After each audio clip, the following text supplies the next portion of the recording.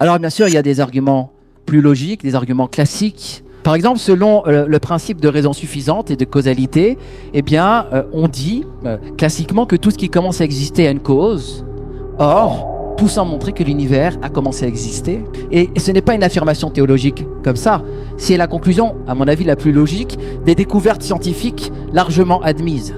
La science, notamment à travers la seconde loi de la thermodynamique, nous apprend que l'univers se dirige vers un état d'entropie maximale. Ça veut dire quoi? Ça veut dire que l'énergie utilisable dans l'univers diminue. Les systèmes se dégradent.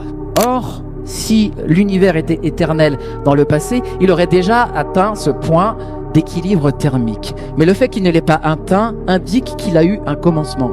À cela ajouter le modèle du Big Bang, confirmé par l'expansion de l'univers, le rayonnement fossile cosmologique, nous apprenons que l'espace, le temps, la matière et l'énergie ont un point d'origine. Donc tout ce qui commence à exister a une cause, l'univers a commencé à exister, donc l'univers a une cause. Mais cette cause ne peut pas être matérielle, puisque la matière commence avec l'univers. Elle ne peut pas être temporelle, puisque le temps commence avec l'univers. Elle ne peut pas être spatiale, puisque l'espace commence avec l'univers. La cause de l'univers doit donc être immatérielle, intemporelle, non spatiale, extrêmement puissante, autrement dit, transcendante.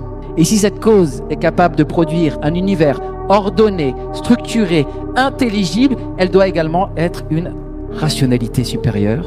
Et la question devient alors, quelle réalité correspond le mieux à une cause immatérielle, intemporelle, puissante et rationnelle ?